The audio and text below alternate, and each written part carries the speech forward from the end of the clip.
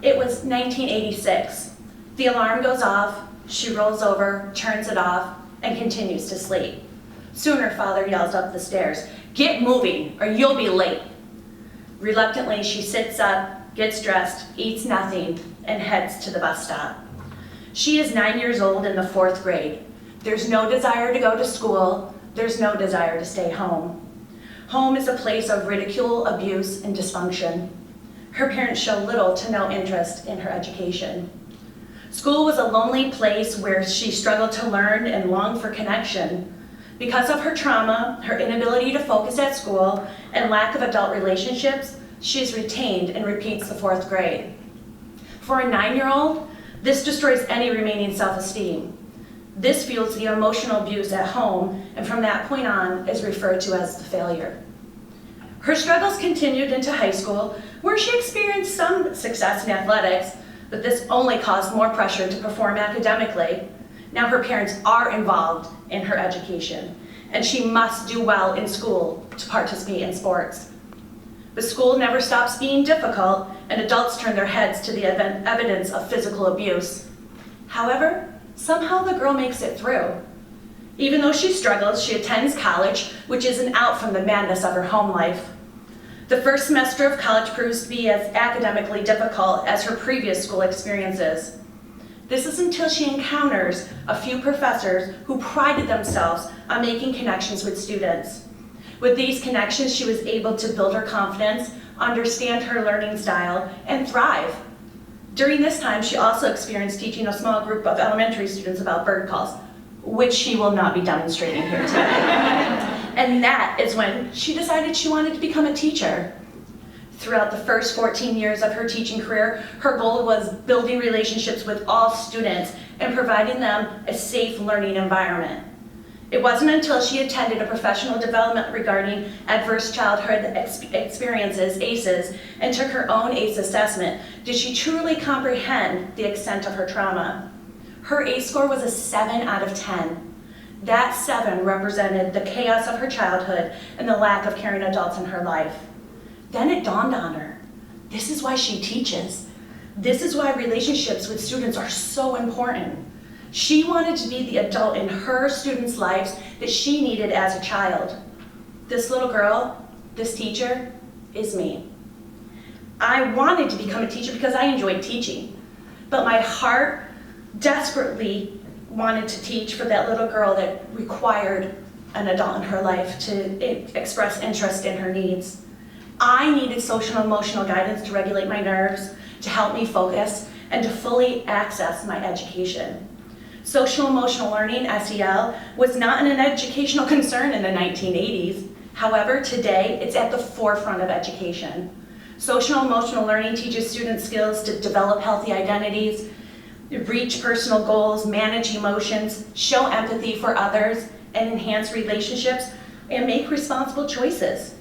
SEL is an authentic school, family, community partnership. Through professional development opportunities, I learned a great deal regarding SEL and began utilizing methods within my classroom. In 2018, I participated in the Scarlett Lewis Choose Love movement presentation.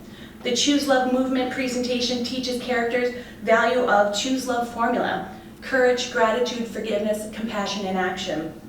Lewis developed this curriculum after her son fell victim to the Sandy Hook tragedy of 2012. From that day forward, the Choose Love curriculum was the focal point of my classroom management.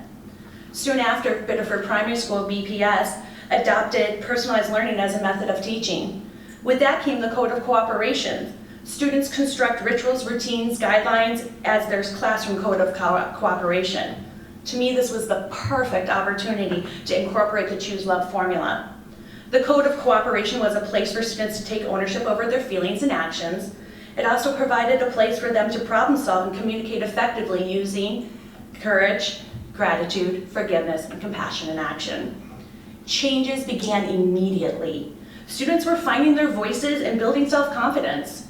I was no longer a facilitator during social conflicts, but an observer.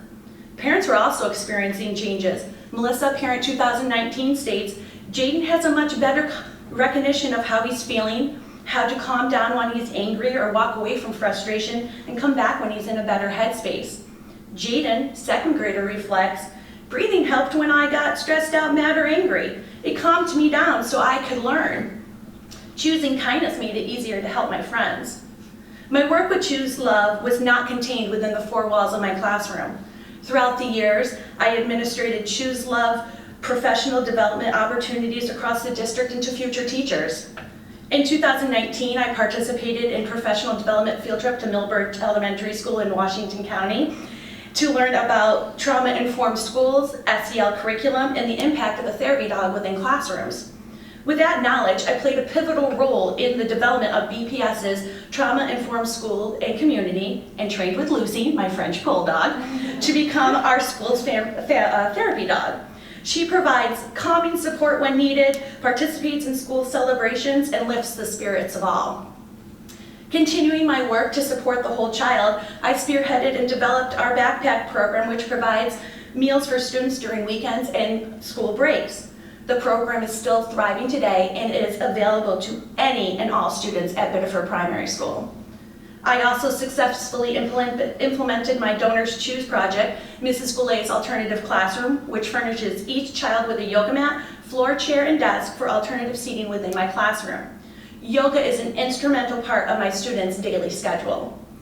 My desire to teach is not limited to elementary students. As a teacher mentor, University of Southern Maine District Coordinator and Supervisor, I expose future teachers to SEL methods and assist in implementing strategies for students who have experienced trauma. My goal is to mold future teachers future educators to be trauma responsive. It's imperative that developing teachers understand the importance of emotional learning and the positive impact it has on students' learning and growth. This fall, I will also wear the hat of Resiliency Coordinator at BPS. The Resiliency Coordinator provides social and emotional curriculum for all first and second graders and supports teachers by providing strategies and methods to promote students' engagement and educational success. Approaching this position, I surveyed staff to see how our trauma work has impacted classrooms. With the implementation of second steps in yoga for classrooms, 91% report that our efforts have positively impacted our students, while 79% saw a decrease in negative behavior.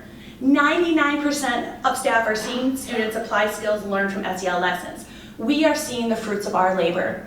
BPS has taken knowledge and are no longer trauma-informed, but trauma-responsive. As the 2021 York County Teacher of the Year and the Maine State Teacher of the Year, I look forward to advocating and building social emotional learning across the great state of Maine and beyond. I yearn to make a difference for the child I used to be. It's 2021, the alarm goes off, she rolls over,